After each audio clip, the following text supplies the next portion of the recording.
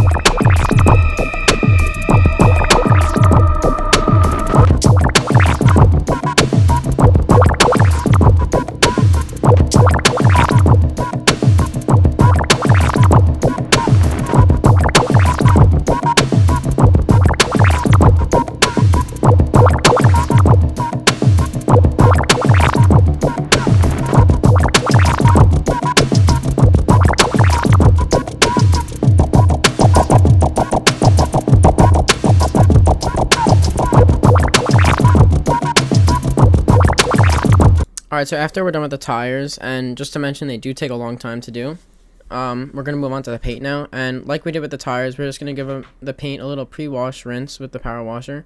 Again, to get any of the loose debris off before we actually touch the paint with my hand, or the mitt actually. Because we want to minimize the amount of scratching we do and try to get rid of it all. The chance to scratch the car, especially because it's black paint, so you're easily going to see any scratch. So we're just going to rinse everything off, and then we'll go in for the foam cannon, which you guys know is my favorite part.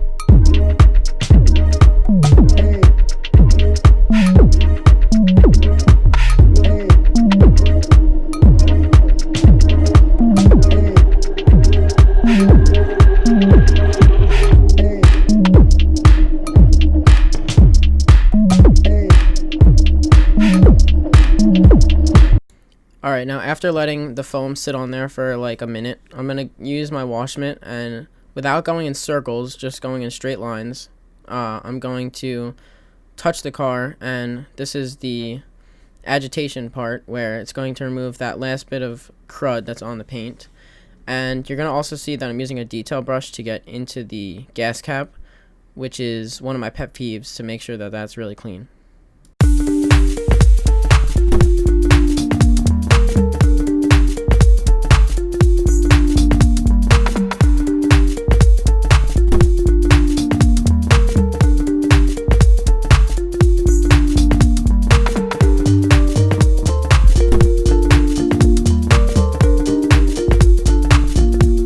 Alright, so after I go around the whole car, and I also want to mention that I'm getting the top of the car also, but I just skipped that in the video.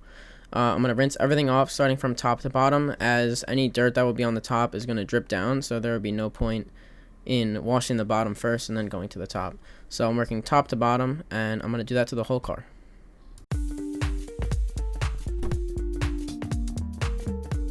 Now after rinsing everything off, we got to dry the car, and especially with the sun being at its strongest right now and it being black paint, it's prone to water spotting. So I want to make sure I get all that water off before it dries on the paint and leaves the mineral deposits, which look like those little water spots. So after the drying process, I'm going to make this paint have a little bit of shine by using a detail spray from Chemical Guys called their synthetic quick detailer, and it's going to give a little bit of protection, but its main purpose is to lift any of the debris that I might have missed, which there wasn't any, but it gives a little bit of pop and shine to the paint, which adds a nice look to it. Now, one of the last steps in any detail for me is cleaning the windows, and it's a very important step, obviously, because that's what you look out of. And what I use here is I actually spray the window cleaner, which I use Invisible Glass, on the actual microfiber towel, and then I roll down the window a little bit to get the top, because you can miss that sometimes, and then I go in with a dry one after I get the window with the one with the spray on it, which reduces any streaks. And then after the windows, I'm going to use some PNS Bead Maker, which is a spray sealant, and I'm going to go over all the door jambs, and this is going to make them clean and very shiny, so when you open the door you don't walk into a dirty door jamb that you have just cleaned the whole car with and missed that whole spot. So it adds a nice touch.